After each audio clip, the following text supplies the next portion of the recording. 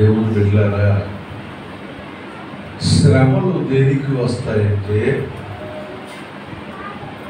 కష్టాలు, వ్యాధులు, బాధలు, శోధనలు. మనం ఏమనుకుంటామంటే ఏ పాపం చేశామో, ఏ దోషం చేశామో, ఎవరికి అన్యాయం చేశామో, ఇటువంటి బాధలు, కష్టాలు, శ్రమలు, అనారోగ్యాలు మనం అనుభవిస్తున్నాం అని మనం అనుకుంటాం. కానీ ప్రభు ఇక్కడ ఏం చెప్తున్నాడంటే, నీకు నాకు కలిగే అనారోగ్యము, బాధ, కష్టము, శ్రమ శాపము వలన కాదు, కానీ దేవుని మహిమ కొరకు వస్తుంది అని. హల్లెలూయా. చూడండి, ఇక్కడ మనం 9వ అధ్యాయం 1వ వచనం చూసినట్లయితే, ఆయన మార్గమున పోవుచుండగా కనబడెను.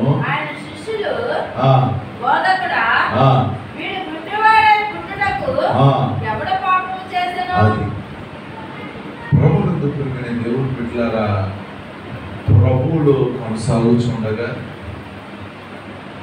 భక్తి కట్టుచుండగా, దేవుని మందిరంలో ఎదుగుచుండగా మనకి ఎదురయ్యే శ్రమలు, కష్టాలు ఎవరి వల్ల కలిగి? సహజంగా ఇంట్లో అంతా బాగున్నప్పుడు అందరూ ప్రాణం కలిగే ఉంటారు. ఇంట్లో సమస్యలు వచ్చినాయి అనుకో, నీ వల్ల అంటే నీ వల్ల, నీ వల్ల అంటే నీ వల్ల, నువ్వు చేసిన పని వల్ల అంటే నువ్వు చేసిన పని వల్ల, నీ వల్లే వచ్చినాయి, నీ వల్లే వచ్చినాయి. ప్రభుత్వమైన దేవుడు బిడ్డలారా, మార్గములో యేసు వెళ్తున్నాడు. మన జీవితాల్లో కూడా ప్రభువులో నడుచుకున్నప్పుడు, ప్రభువులో భక్తి కట్టుచున్నప్పుడు, ప్రభువులో నమ్మకంగా వెళుతున్నప్పుడు, ప్రభువులో యథార్థంగా బ్రతికేటప్పుడు కొన్ని సమస్యలు, శ్రమలు, శోధనలు ఎదురవుతూ ఉంటాయి. ఎదురైన శ్రమలు, కష్టాలు, ఇరుకులు, అనారోగ్యాలు, ఇబ్బందులు అది ఎవరి వల్ల కలిగినాయి అంటే ఎవరు చెప్తారు? ఇక్కడ యేసు తన మార్గంలో వెలుచుండగా పుట్టిండు మొదలుకొని గుడ్డువాడు ఉన్నాడు. శిష్యులు అడుగుతున్నారంట, ప్రభువా, ఈడు గుడ్డువాడిగా పుడతానికి ఈడు పాపమా? ఆగాడు. ఆడు ఎప్పుడు గుడ్డోడు? పుట్టుకతో గుడ్డోడు. వాడు ఎప్పుడు పాపం చేశాడు? ఆడు పుట్టుకతో గుడ్డోడు పుడితే ఈడు పాపం చేశాడు. వాడు పాపం చేసినా కళ్ళు పోయినాయా? కళ్ళు పోయినాక ఆడు పుట్టాడా? కళ్ళు లేకుండానే పుట్టాడు. ఇక్కడ ఎక్కడ చేస్తాడు పాపం? మనం చెప్పే మాటకు ఒక్కోసారి విలువను, ఏం మాట్లాడుతున్నామో, ఏం అడుగుతున్నామో, ఎవరిని అడుగుతున్నామో కూడా తెలియదు. జీవాధిపతి అయిన దేవుడు, సర్వశక్తి కలిగిన దేవుడిని అడుగుతున్నారు. ఆడు పుట్టుకతో గుడ్డోడని ఒక పక్కన చెప్తున్నారు. చదవమాట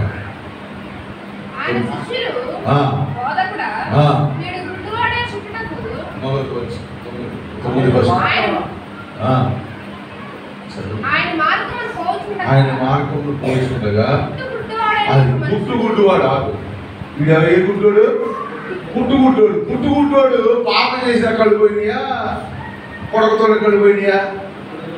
ఇంకెప్పుడు చేసాడు పాపం? తల్లి గర్భంలో చేసేసిన ఈ పాపాలన్నీ చేయలేదు కదా. అయినా మనుష్యులు ఏం వేస్తున్నారు తెలుసా? నిందేస్తున్నారు. మనుషులంట ఈ లోకము మన మీద నింద వేస్తానే ఉంటుంది. మనల్ని అక్కడున్న గుడ్డువాడిని బాధ పెడుతున్నారు. ఆడు పుట్టుకతో గుడ్డువాడని చెబుతూ మళ్ళీ వీడు పాపం చేశాడు, వీడి పాపం వల్ల పోయినట్టు ఎలా చేస్తాడు? వీడి పాపం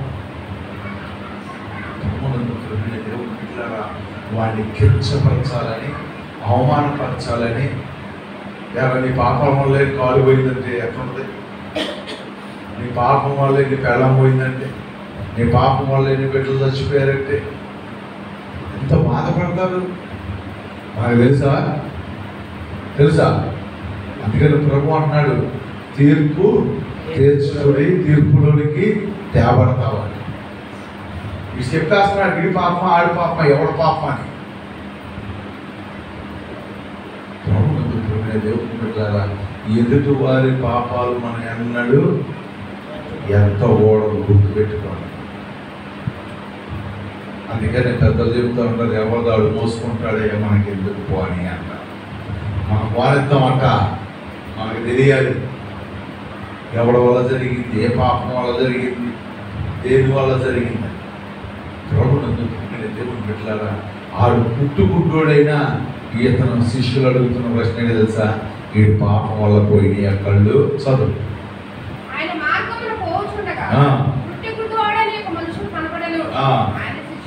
ఆయన శిష్యులు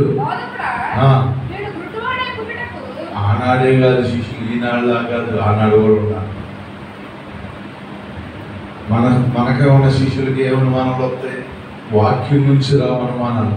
ఏంటంటే వాళ్ళ ఆవిడేంటి, వాళ్ళ ఇంట్లో గొడవ ఇవి వస్తాయి. కానీ మంచి వాక్యానికి సంబంధించిన అనుమానం ఒకటి రాదు, ప్రార్థనకు సంబంధించింది ఒకటి రాదు. ఎలా దేవుడు భక్తి నేర్చుకున్నవాళ్ళు అడగరు. ఎంతవరకు ఆడింట్లో విషయాలేంటి, వీళ్ళ ఇంట్లో విషయాలేంటి, వాళ్ళ జీవితం ఏంటి, వాళ్ళ కుటుంబాల్లో ఉన్న పరిస్థితులు ఏంటని అడిగి అనుకుంటా ఉంటారు. వాడు తెప్పలేదు అని అంటున్నాడు, దారిపోయేవాడు మీరు పోవచ్చు కదా. ఏంటి తెలుసా? ఎదుటోడికి అలా ఎందుకు జరిగిందో కుతూహలం ఎక్కువ మమ్మల్ని నిలబడబట్టాలి. అన్నం కూడా సహించు, తెలుసుకోవాలి. మంచిది తెలుసుకో, వాళ్ళ శ్రమ తెలుసుకో, వాళ్ళ కష్టాన్ని తెలుసుకో. వాళ్ళ పాపం జోలికి ఎందుకు? నీ చేతనైతే మందిరానికి రమ్మని చెప్పు, నీ చేతనైతే వారికి ప్రార్థన చేయి, నీ చేతనైతే సహాయం చేయి. అంతేగాని ఆ పాపాలు మనకెందుకు? శిష్యులు దేవుణ్ణి అడుగుతున్నాడు, వాడు పుట్టుగా గుడ్డివాడైనప్పటికీ ఈడు పాపం చేశాడా? చదువు. బోధకుడా, వీడు గుడ్డివాడే పుట్టుటకు ఎవడు పాపం చేసను? వీడా, వీడి కన్నవారా అని ఆయన అడుగుతున్నారు. ఆడు ఎక్కడున్నాడు? ఎక్కడున్నాడు? అక్కడే ఉన్నాడు. ఆడుకుందే పట్టుకొని వీడు పాపం చేశాడా, వీళ్ళు తల్లిదండ్రులు పాపం చేశారంటే అడిగి ఎక్కడ ఉన్నది? మనమే ఉన్నామండి, హాస్పిటల్లో ఉన్నాం. ఎలా ఏ పాపం చేసావు? నువ్వు చేసావా అమ్మ? మీ అమ్మ మీ నాన్న ఎవరో పాపాలు చేసుకుంటారు, అందుకని హాస్పిటల్ బాగా ఏమన్నా ఉంటుంది. అడిగేంటాడు, లేకలేని కూడా లేచిపోతా అంటాడు. ప్రభుత్వం ఇట్లా అక్కడే ఉన్నాడు. అతని గురించి వీళ్ళు తీర్పు తీరుస్తున్నారు. దేవుడు పెట్టారా? ఇతడు చేశాడా, ఇతని తల్లిదండ్రులు పాపము చేశారా అని అడుగుతుంటే దేవుడు మాట్లాడుతున్నాడు. నీకు గుర్తుపెట్టు, నువ్వు ఒప్పుకుంటే ప్రభా ఇటు పుట్టుకుంటుడయ్యా, ఇటు బాగు చేయమని. ప్రభా వీడు కళ్ళు లేకుండా బాధపడుతున్నాడయ్యా, బాగు చేయ. ఇది కాదు మనకు కావాల్సింది. ఆడు బాగుపడతాం కాదు మనకు కావాల్సింది, ఆడు ఎందుకు చెడిపోయాడు తెలుసుకోవాలి. అది మానవుడు. ఆడు ఎందుకు పాడైపోయాడు అనేది తెలుసుకోవాలి, కానీ ఆడు బాగుపడాలి అనే మనసు ఉండదు మనకి. అక్కడ ఒక డౌట్ అనమాట, ఎవరి పాపాల వల్ల జరుగుతుంది.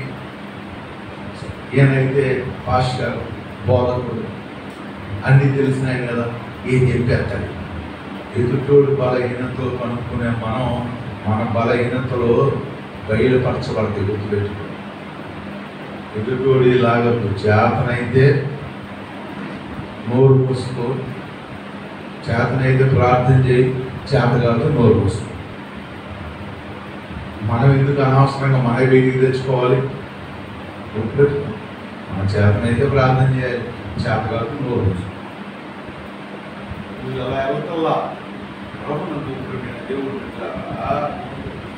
వీరు అలా వెళ్తలేదు, అడుగుతున్నారు దేవుణ్ణి. వీరి పాపముల వలన, వీరి యొక్క తల్లిదండ్రుల పాపమా? దానికి దేవుడు చెప్తున్నాడు, చదువు. యేసు వీడైనను వీరి కన్నవాడైనను పాపము చేయలేదు గాని దేవుని క్రియలు వీని యందు ప్రత్యక్షపరచబడుటకై చాలు. ప్రభునందు ప్రియమైన దేవుడు బిడ్డలారా, ఎప్పుడైతే వీరు తీర్పు వాడికి తీర్చారో దేవుడి కార్యం వాడి జీవితంలో జరిగింది. గమనించండి, మనం ఎప్పుడైతే ఎదుటి వారికి తీర్పు తీర్చడం ప్రారంభిస్తున్నామో వారి జీవితాల్లో కార్యాలు జరిగాయి. చాలామంది అంటారు, మమ్మల్ని బాధ పెడుతున్నారండి, మమ్మల్ని దుఃఖ పెడుతున్నారండి, మమ్మల్ని శ్రమ పెట్టాలి. అట్లా పెడితేనే దేవుడు దృష్టిని మీదకి వచ్చింది. హల్లెలూయా. దేవుడి దృష్టి మన మీద కావాలంటే అనేకులు మనం బాధ పెట్టాలి. మనం ఒప్పుకోం, ఎవరైనా బాధ పెడతా అంటే ఒప్పుకోం. కానీ దేవుడు ఇక్కడ జరిగిన విషయం తెలుసా, వారు ఆ గుడ్డివాడిని బాధ పెట్టాలనుకున్నారు కానీ దేవుడు ఆ గుడ్డివాడికి విడుదల ఇచ్చాడు. హల్లెలూయా. మనుషులు మనం బాధ పెట్టాలనుకుంటారు కానీ దేవుడు మనకి విడుదల ఇవ్వబోతున్నాడు వారి ద్వారా. హల్లెలూయా. అందుకని ఎవరైనా తిట్టినా, ఎవరైనా బాధ పెట్టినా, కష్టపెట్టినా బాధ పెట్టుకోమాకండి. దేవుడు విడుదల ఇవ్వబోతున్నాడని సంతోషించండి. హల్లెలూయా. వారు మార్గము వెళ్ళి యేసును అడగకపోతే ఆ గుడ్డోడికి విడుదల లేదు. జనులు నిన్ను అవమానపరచకపోతే, హీనంగా చూడకపోతే, నిన్ను దూషించకపోతే నీకు ఆశీర్వాదము లేదు. మనకి తెలుసా, ఎవడన్నా అంటే అలగడం, మొహం మార్చుకుంటాం, నన్ను అన్నారు బాధ పెట్టుకోం అంటాడు. కూడా నీవునే పోతుకుంటాడు చెప్పు అంటే అన్నారులే, దేవుడు దృష్టి నా మీదకి వస్తుంది, దేవుడు నన్ను ఆశీర్వదించబోతున్నాడనే మనస్సు ఎవరైతే కలిగి ఉంటారో వారి జీవితాల్లో గుడ్డోడికి జరిగిన అద్భుతము వారి జీవితాల్లో కూడా దేవుడు జరిగిస్తాడు. ప్రభు అంటున్నాడు, ఈడు గుడ్డివాడుగా పుట్టుటకును ఈడునైనను ఈడు తల్లిదండ్రులైనను చేసిన ఆ సమయానికి ఈడు అడగబట్టి లేదని కొట్టేశాడు. హల్లెలూయా. దేవుడు బిడ్డలారా, మనల్ని ఎవరిని తక్కువ వచ్చినా వేయకూడదు. ఎప్పుడు ఎవడు ఆశీర్వదించబడతాడు, ఎప్పుడు ఎవడు దేవుడికి నమ్మకం ఉంటాడు, ఎప్పుడు దేవుడు ఎవరిని పట్టుకుంటాడో, దేవుడు ఎప్పుడు ఎవరిని నడిపిస్తాడో, ఎలా మార్చుకుంటాడో, మలుచుకుంటాడో, ఆశీర్వదిస్తాడు నువ్వు నేను చెప్పలేము. మనం ఏం చూస్తాం, వాడి మంచితనాన్ని చూస్తాం, వాడి తెలివితేటలు చూస్తాం. కానీ దేవుడికి ఇష్టమైందనుకో, జ్ఞానము లేనివాడు కూడా అపారమైన జ్ఞానం ఇవ్వగలిగిన వాడు. దేవుడు బిడ్డలారా, ప్రభు మాట్లాడుతున్నాడు శిష్యులతో, ఇతడు చేయలేదు అబ్బాయి, ఇలా తల్లిదండ్రులు చేయలేదు. కానీ మరి ఎందుకు గుడ్డోడుగా పుట్టాడంటే దేవుని ప్రత్యక్షత వీని యందు జరగటానికి. ఎందుకు నేను ఎట్ అయిపోయానంటే దేవుడి నామానికి మహిమ కొరకు. ఎందుకు ఎలా జరుగుతుందంటే దేవుడి నామం మహిమ తెచ్చుకోవాలి కదా. ఒకప్పుడు ఇట్లా, ఇప్పుడు ఎట్లా, దేవుడు నా పక్షాన ఉన్నాడు. హల్లెలూయా.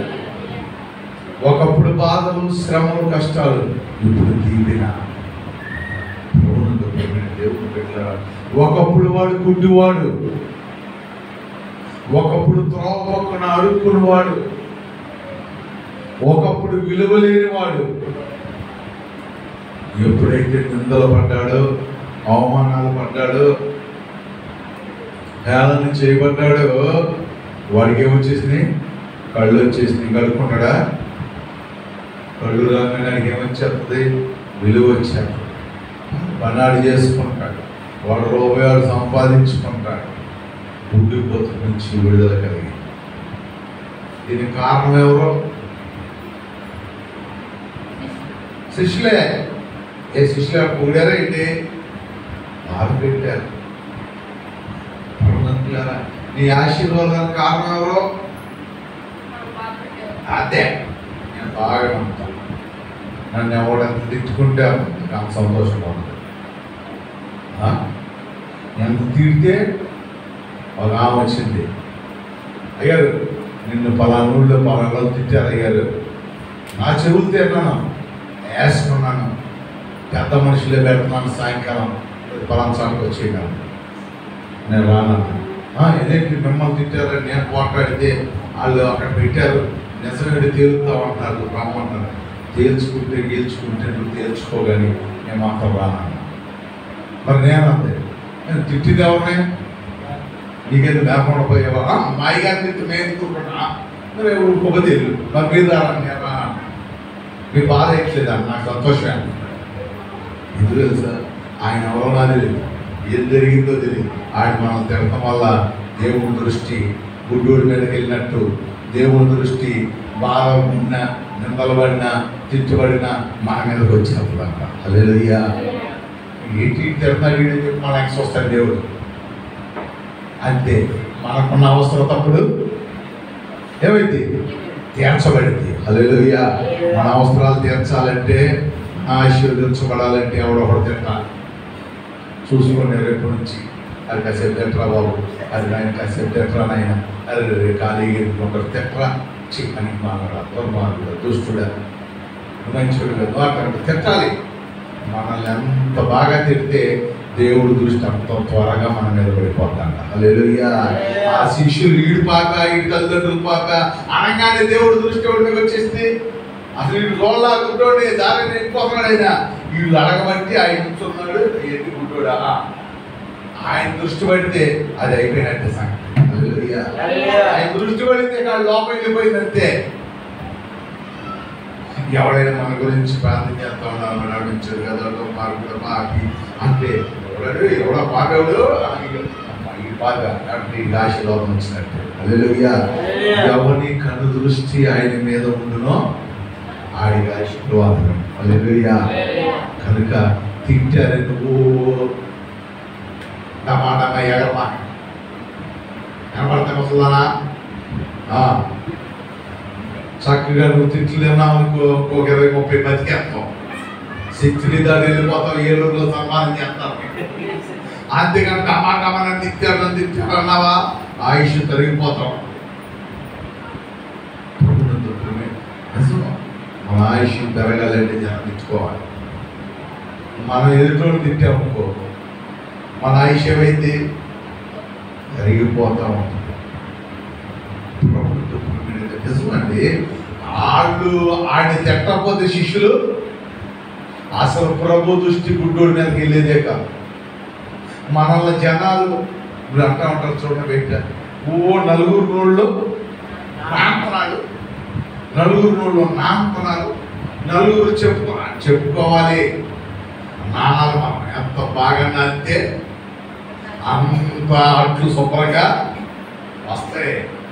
ఎంత బాగా అంతే మనం అంత మెత్తటి వారముగా ఒదిగయ్యే వారుగా మార్చబడతాం. హల్లెలూయా. దేవుడు పెట్టారా గమనించండి.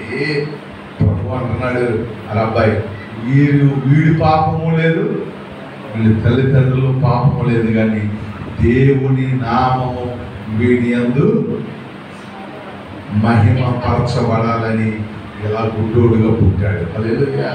ఈ శ్రమలు ఎందుకు పడతామండి, ఈ కష్టాలు ఎందుకు పడతామండి అంటే, ఎందుకు పడతామంటే దేవుడు మహిమ కొరకము,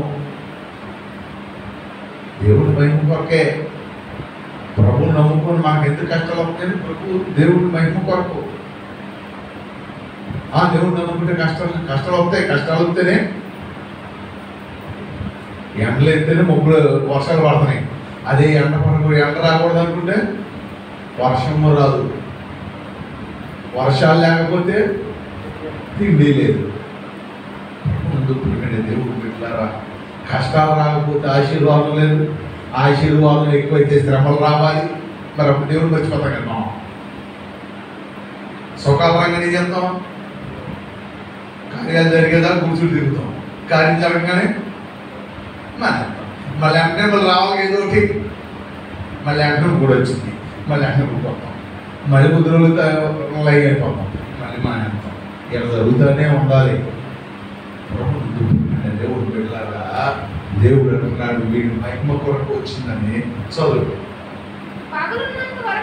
పగలు ఉన్నంత వరకు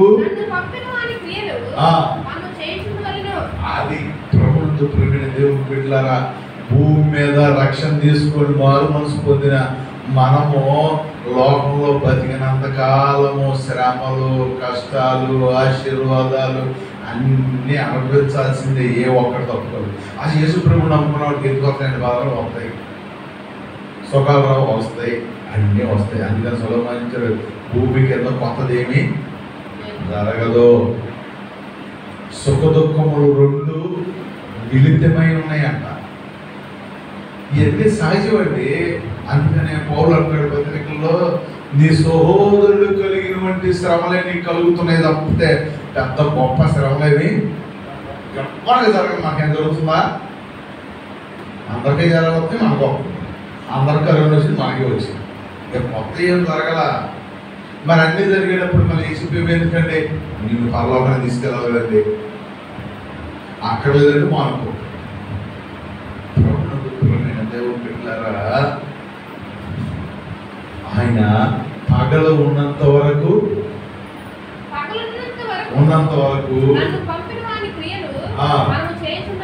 అది రక్షణ తీసుకుని బతుకున్నంత కాలం మనం దేవుడికి నమ్మకంగా ఉండి ఆయన పని చేయాల్సిందే. ఎందుకంటే ఈ ఊపిరి, ఈ ఆయుష్, ఈ ఆరోగ్యము, ఈ శక్తి, ఈ బలము ఎవరిచ్చారు? దేవుడు ఇచ్చాడు. దేవుడు ఇచ్చిన ఆయుష్ దేవుడు ఖర్చు పెట్టాల్సి. చదువు.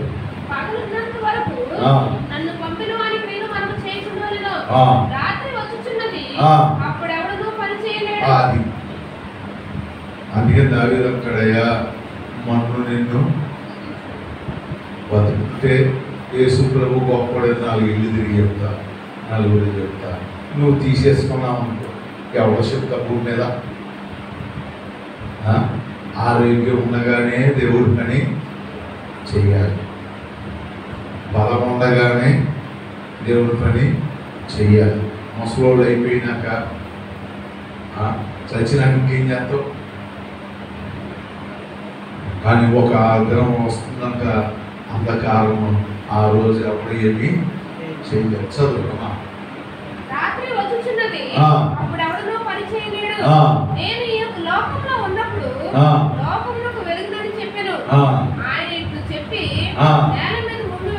నేల మీద ఉమ్మేసి ఉమ్ముతో బురద చేసి పూసి అందులో పడుకోనమని చెప్పెను. సిలోయమును మాటకు పంపబడిన వాడని అర్థము. వాడు వెళ్ళి కడుక్కొని చూపు గలవాడే వచ్చెను. చూడు, దేవుడు అంటే ఉమ్మేసి, మీకు తెలిసిన వాక్యమే, ఉమ్మేసి బురద చేసి ఆడ కడుగులేసాడు. అది చెప్పాడు, ఆ సీలోహు లోయలోకి వెళ్ళు అని. ఎక్కడెళ్ళాడు? కళ్ళు కనపడదు. వచ్చే డౌట్, ఎక్కడెళ్ళాడు? కళ్ళు కనపడవు. ఏ కళ్ళు కనపడవు? ఇంటికి వెళ్తలేదా? కళ్ళు కనపడి నేను గొప్ప మందుల దగ్గర కళ్ళు కనపడినోడు ఈ మందు నుంచి ఇటు నుంచి దాటేస్తున్నాడు. కార్లు, బళ్ళు అన్నీ తిరుగుతానే ఉన్నాయి, అది దాటేస్తున్నా ఉన్నాడు. ఆడు పవర్పేట వెళ్ళాలనుకుంటే ఇక్కడ నుంచి డైరెక్ట్గా ఎవరి సహాయం లేకుండా కనబడి వెళ్ళిపోతున్నాడు. పవర్పేట వెళ్తాడు కదా, ఎదురుతున్నాడు, కళ్ళు లేవుగా. నువ్వు మాట చెప్పిన ఆడు కళ్ళు లేని గుడ్డువాడు, మనము కళ్ళుండి దేవుడిని చూడలేని గుడ్డువాడు. ఆడు కళ్ళు లేకుండా దేవుడు చూస్తున్నాడు, మనం కళ్ళుండి దేవుడిని చూడలేని గుడ్డువాడు. గుడ్డోళ్ళు రకం ఉన్నారంట, కళ్ళు ఉన్న గుడ్డోళ్ళు, కళ్ళు లేని గుడ్డోళ్ళు. దేవుడు పెట్టారా? ఆడికి ఆ గ్రామం అంతా తెలుసు, తెలీదా? ఎందుకు తెలీదు? ఆడి శిలోలోకి ఆ యొక్క ఆడికి వెళ్ళమన్నాడు, చెరువులోకి డైరెక్ట్గా వెళ్ళిపోయాడు. కడుక్కున్నాడు, కళ్ళు వచ్చేసి తిరిగి వచ్చేసాడు. హల్లెలూయా. దేవుడు ఇవ్వాలనుకో రెప్పపాట్లు చేస్తాడు, దేవుడు చేయాలనుకో రెప్పపాట్లే చేస్తాడు. మనమే ఆరాటం ఆగదు, కంగారు ఎక్కువ, తొందర ఎక్కువ. దేవుడు పెట్టారా ఆడు ఉమ్ము రాసేది మనం కూడా ఉమ్ము రాసుకుంటే అయిద్దా? అవదో. దేవుడు పెట్టారా దేవుడు ఒక్కొక్కరికి ఒక్కొక్క రీతిగా దేవుడి కార్యం జరిగించాడు. వీడికి జరిగించిన కార్యం ఏంటి తెలుసా? అంటే దేవుని చేతిలో స్వస్థత ఉంది, దేవుని వస్త్రంలో స్వస్థత ఉంది, దేవుని యొక్క ఉమ్ములో కూడా స్వస్థత ఉంది. ప్రభు దేవుడు నిలువెల్లా స్వస్థత కలిగిన వాడు. హల్లెలూయా. ఆయన వాక్కులో స్వస్థత ఉంది. దేవుడు పెట్టారా ఈ యొక్క మధ్యాహ్న కాల సమయంలో బాధ పెడుతున్నారని, నిందిస్తున్నారని, హేళన చేస్తున్నారని, అవమానపరుస్తున్నారని, బాధల్లో ఉన్నామని, శ్రమల్లో ఉన్నామని కృంగిపోవాలి.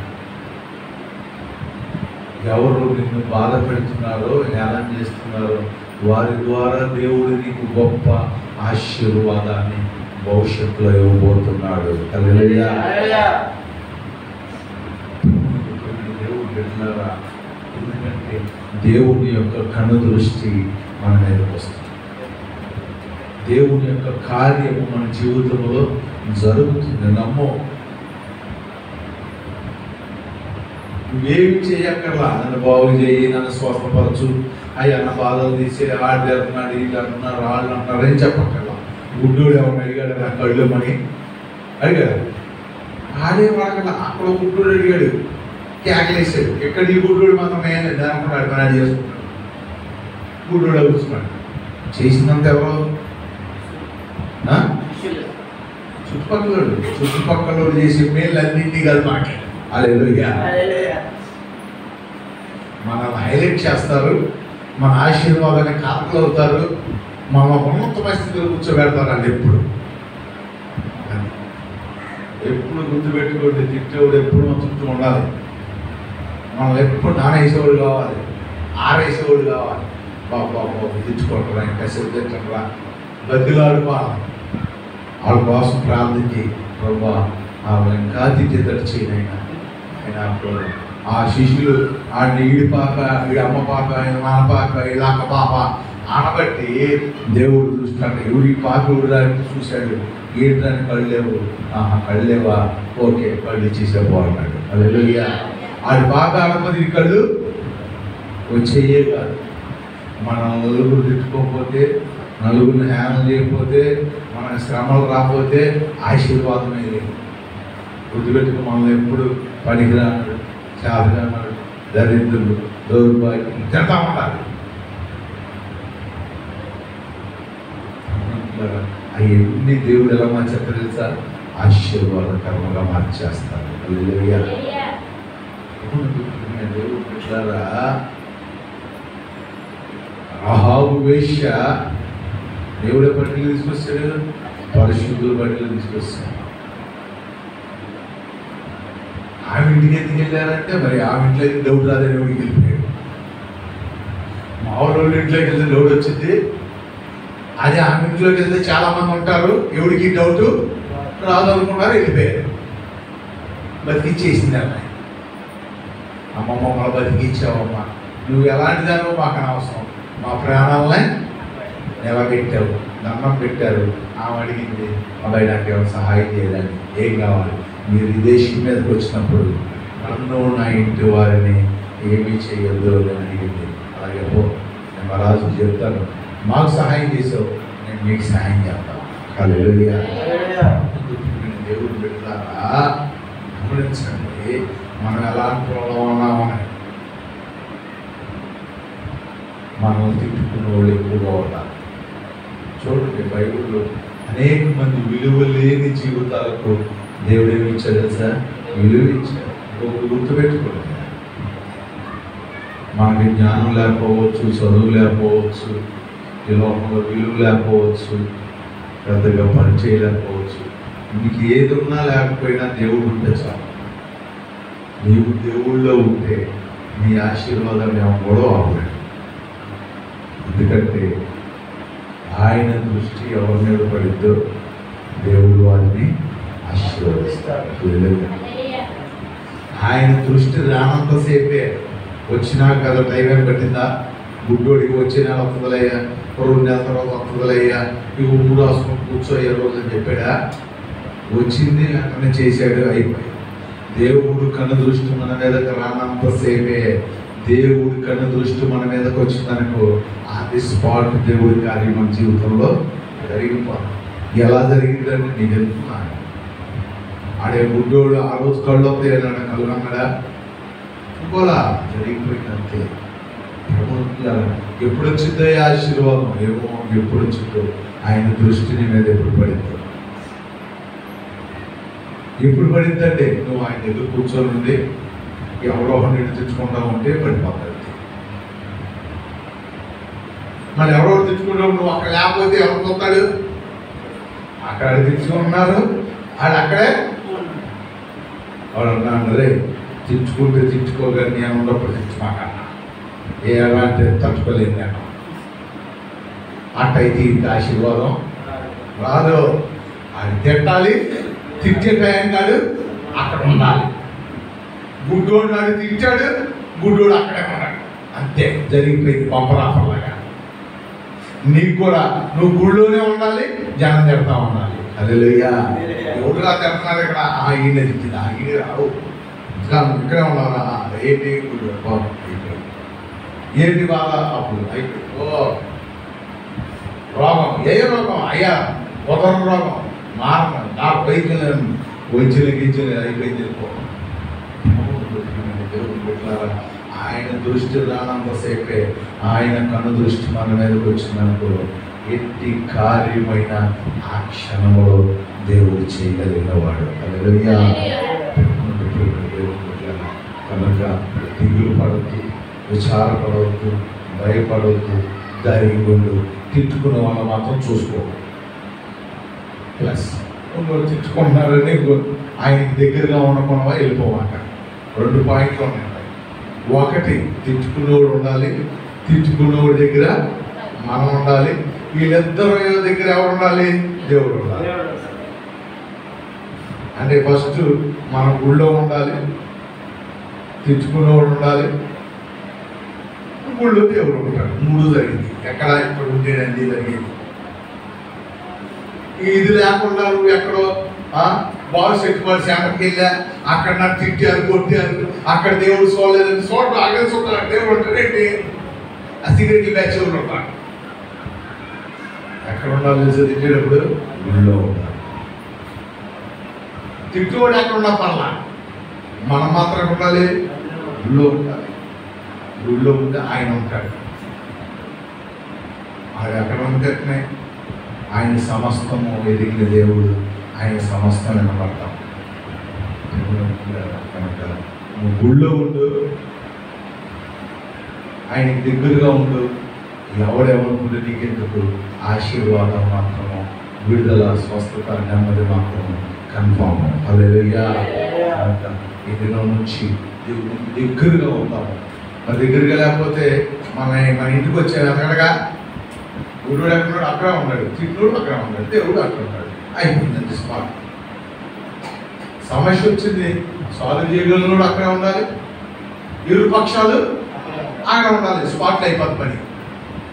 మా ఇంటి దగ్గర ఉన్నాడంటే ఆ ఇల్లు రేపు వస్తాం, రేపు వస్తాం, ఆగస్టులో అన్ని స్పాట్లో ఉండాలని. అక్కడ గుడ్డోడు, తిట్టినోడు, దేవుడు 3 స్పాట్లో ఉన్నాడు. అయిపోయింది. నువ్వు కూడా గుళ్ళో ఉండి గుడి, దేవుడు, తిట్టుడు అందరూ ఉంటారు, మొత్తం లైన్ అయిపోతుంది. హల్లెలూయా. ఈ దినము నుంచి దేవుడి సన్నిధికి దగ్గరగా ఉందాము. దేవుని కన్ను దృష్టి మీ మీద, నా మీద, మన సంఘం మీద ఉండదు గాక. ప్రార్థన చేసుకున్నాం.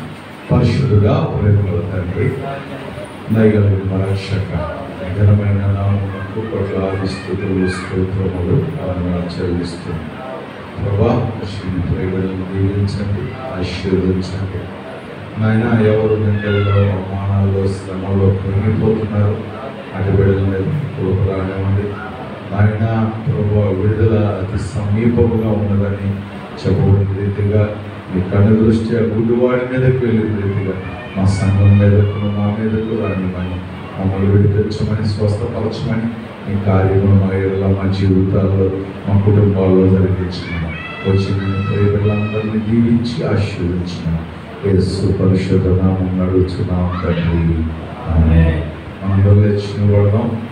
పరలోకమున్న మన పరమ తండ్రి అయిన దేవుని ప్రేమ, కుమారుడైన యేసుక్రీస్తు వారి కృప, పరిశుద్ధాత్మ దేవుని యొక్క అన్యోన్య సహవాసము సన్నిధి ఇక్కడ కూడిన మనకును ఏ బిడ్డలైతే సమస్యల్లో శోధనలో ప్రభు ఆదరణ కొరకు కనిపెడుతున్నారు అటు బిడ్డలకు దేవుడు సదాకాలముతోడే ఉండి దీవించి ఆశీర్వదించి స్వస్థపరిచి విడిపించునుగాక.